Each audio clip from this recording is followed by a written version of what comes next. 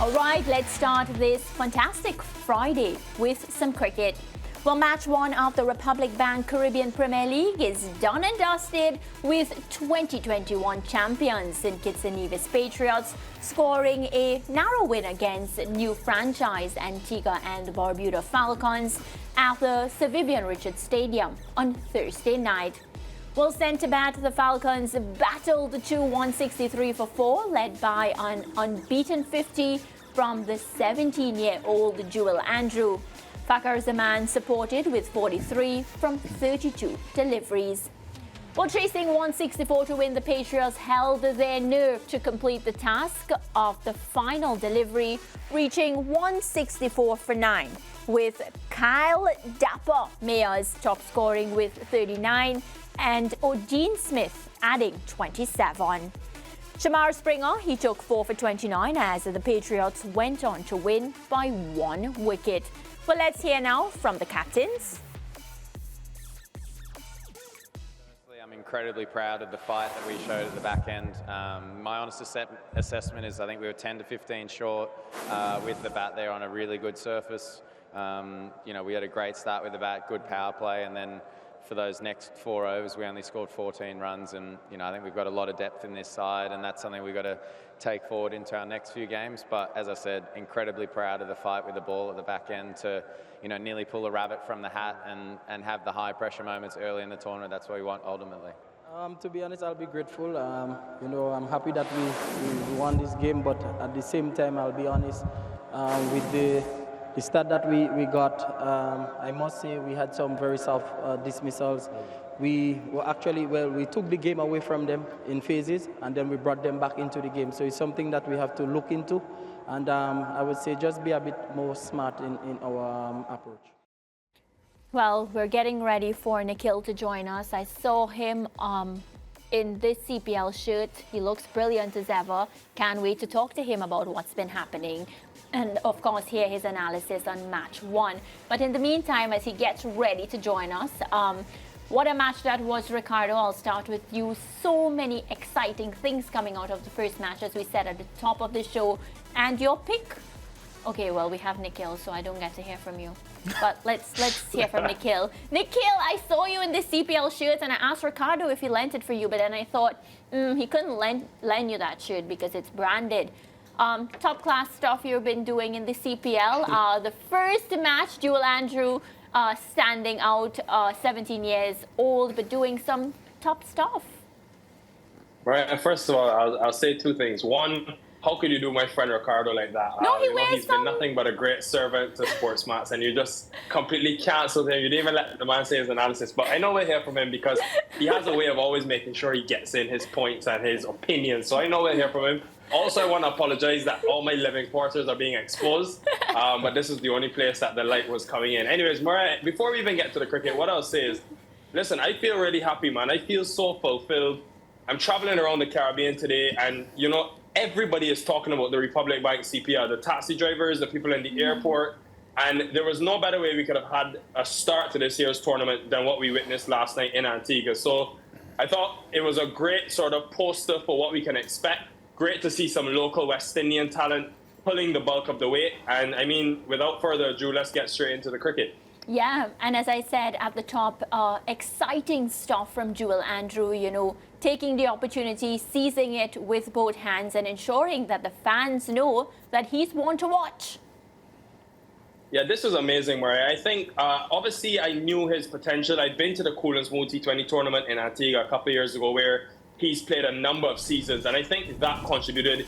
Just the time spent in the middle at the Sir Vivian Richards Stadium would have helped with some of those nerves, but I could not believe what we saw from him. The way he sort of came in and was able to just, I think, really take control of the situation, the calmness that he showed at the crease, and you even look at the acceleration. In his first T20 professional game, to be 20 from 15 at the end of the 15th over and then score 30 of his last 15 deliveries, And just the stroke play, very smart, very intelligent batting, using the wind, which is always a quite prominent factor at a ground he knows well.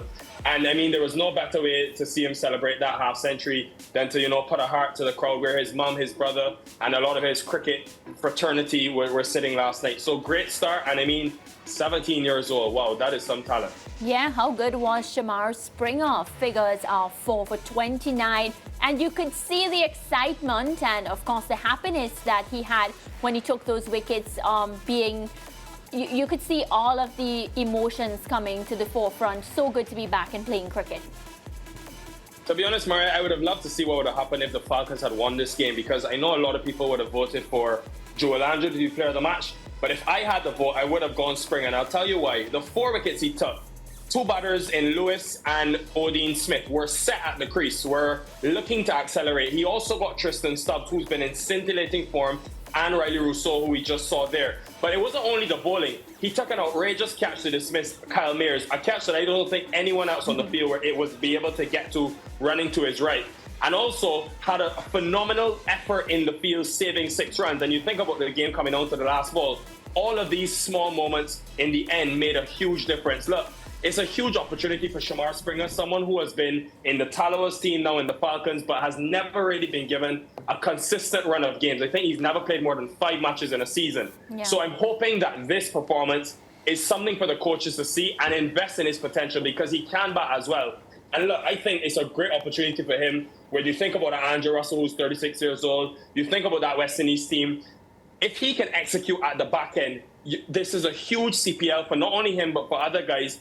But especially with his skill set, it is needed in West Indies cricket to have someone who can execute, can be very good in the field, and contribute with bat in hand. Yeah, you said 2 things just now, and that's the direction I'm thinking with this question. Kyle Mayers was the player of the match. You said, if Antigua won, you would have been so thrilled to see who would be the player of the match because of the different performances. Kyle Mayers getting that player of the match award. And of course, you talk about West Indies and the direction. Kyle would be happy to pick up these runs because, as we all know, the CPL is the competition where a lot of the selectors, a lot of the coaches are looking on very, very keenly. I thought the way he constructed that innings, Maria, was the most impressive thing. This is a different role for Kyle Mayers, where in the past seasons, and even for the West Indies, he's been used to batting against the new ball, used to batting in the power play. He came in at the back end of the power play, was able to get a quick start against the pace. But then they lost 4 wickets so quickly from the other end. And to see the way he sort of were able to shut up shop, as we say in the Caribbean, play low-risk cricket and ensure that they got deep. He said in the presentation that he knew if they batted the 20 overs, they would get to that total, which I thought was below par. And for me, the most important over of the entire game was the 16th over when Mohammad Amir came on. After they had bowled so much spin to him, the pace back on, he decided this was the over. He got 16 runs from it. Obviously, he got out in that over, but for me, that was the difference in this game. And it was great to see a different side of Kyle Mayers and show his versatility in what's going to be a very important tournament for him. Yeah, Nikhil, just to go back to the man of the match or the player of the match award that you touched on, but from a different angle here. We have seen in the past where a man of the match doesn't come from the winning team. And I would suggest that last night, if there were instances where that was justified, I think last night would have qualified. Either Springer or Joel Andrew. Yeah, I won't say too much, but all I'll say is it was very close to happening. And I mean, it's hard because a 17-year-old getting a half century is amazing on debut in the fashion that he got it. It wasn't just a push around, a touch 50. It was powerful. I mean, some of the stroke play, you would think this guy's played 100 T20s. And then Springer, that innings, I think the 4 wickets he took, it wasn't only the 4 wickets, but it's the batters that he dismissed. We've been through them already, but so many options and moments in that game you thought it could have easily gone past the Falcons. And for me, he kept them in the game. But I just think in a tight game like that, where it came down to such small margins, I think you look at Mayers' performance individually and the times in which he sort of were able to succeed. I thought he probably deserved to win that award in the end because of the importance of that 39 and the quick time that it came in as well. Yeah, and I know we've said a lot about Joel Andrew already, but we spoke about him yesterday as well on the show, and we spoke about his bravery when he's batting, and he just, pretty much exhibited exactly what we were talking about on yesterday's show. I remember after the Under-19 World Cup, he had gone to Trinidad and Tobago to play some club cricket there as well. So it is obvious that this young man has a lot of variables to his ability, which is something we need in West Indies cricket. Yeah, that shot right there, I thought that was outrageous. I mean, Dominic Drakes going wide to him, and he's a thinker as well. You can see he's thinking the game when he's batting because he's trying to use the field. Ryan John bowling over to him where he was trying to go wide. He stepped across his stumps and hit him straight down the ground. It was amazing to see just how comfortable he was at the crease, and obviously the intelligence as well. What I want to see now, Lance, is, and this is the amazing thing about cricket in today's day, you have so much data, you have so much analysis where guys are going to figure you out sooner rather than later. So how does he adapt? But also, he would have gone in there, with not much to lose, obviously being his first game.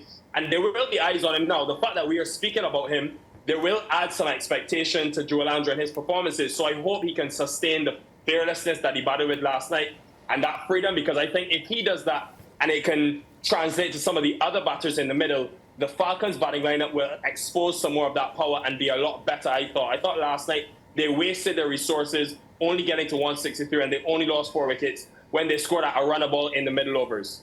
Yeah, Nikhil, first of all, congratulations on picking right for the Women's CPL final. The Barbados Royals did get the job done, making you look like a prediction guru. Yes, you can breathe a sigh of relief. It's fine. Well done. I wanted to get a word in, though, on Dominic Drakes. And you know what? Life can be so brutal, because not long ago we were talking about this young man as a player who could be a consistent feature in West Indies T20 sides. And then I saw him last night and I went, oh, wait, that guy is still around. I know he played the ILT20 earlier this year, but what can you tell us about what's been happening with him? I think Drakes is in that same bracket as a Shamar Springer, Ricardo, who also has a grand opportunity in front of him. You think back to 2021 when they won the CPL, and I think we saw glimpses last night. Yes. You look at his overall figures, and he was expensive, 30 in the 3 overs, but I like the way he came back. In, I think, the last over he bowled, he got hit for 6 in the first delivery, and then the next 5 balls, he was able to execute against Fabian Allen. And that showed me the Dominic Drakes of 2021, where he took the second most wickets at the back end in that CPL. He struck at 150, and for me, his innings last night was critical in them getting over the line. I think he hit Imad Wasim for 12 in an over earlier. And all those small factors, when you add them together, I think were very important to the result. But Ricardo, Drakes, obviously from over the wicket in the power play, the key for him is swinging the ball back into the right-hander with the angle. That's something that I didn't see last night, but to be fair, the ball didn't swing much. But when he is at his best, it is the execution at the back end, which I saw in small doses last night. And I hope as he recovers from the injuries which he's picked up, because it's been a tough journey for him, missing the 2022 CPL, playing last year with a shoulder injury, which obviously impacted him.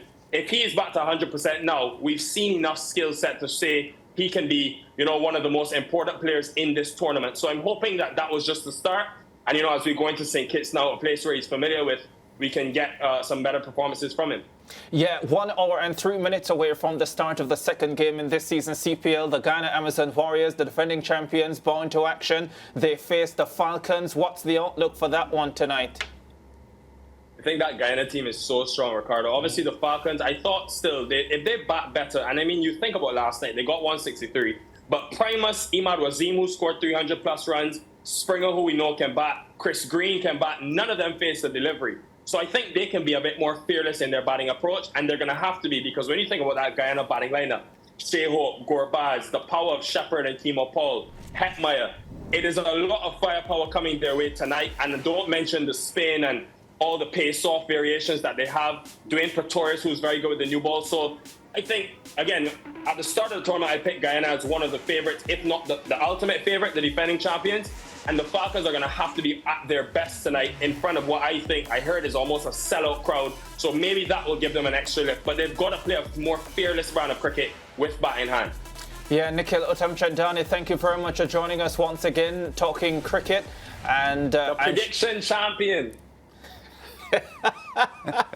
He takes this title seriously, guys. He really does take this title seriously. He Congratulations, Nikhil. We'll get a trophy for you at the end of the year. I felt good about that one. I mean, it wasn't very difficult. Nikhil, we should tell you that at the start of today's show, Ricardo anointed himself as the prediction guru. But not cricket prediction guru. Maybe he means athletics or some other sport. And that's why I can anoint others. as semi-prediction gurus and upcoming prediction gurus. And Nikhil, pretty sure, Ricardo, I've gotten a Nikhil, who is series of leading predictions the correct. rest of the pack. The football predictor, well, don't even worry to talk about him. He's still on break. He's not in the equation. I'm not going to allow y'all to talk about the football predictor when he's not here to defend himself. Does he have a name? So, Nikhil, when Lish comes back on, then you can pick that up with him. And Mariah, you need to get some pink in that shirt. I forgot to say, man. Lord, no, it's the Royals Day today. Come on. I have one though. I have a Royal shirt, so have no fear. Well, make sure you wear it tomorrow, But please. you just made it very clear on television who you're supporting. Just saying. No, I picked them yesterday, so I am back in with the team that I stuck with yesterday. Got it, Beishan. We're gonna wrap up with you now. Do we keep him, producer, No or do we bias. lose No him? bias. We'll talk. You just incriminated yourself. Break time. Thanks, Nikhil.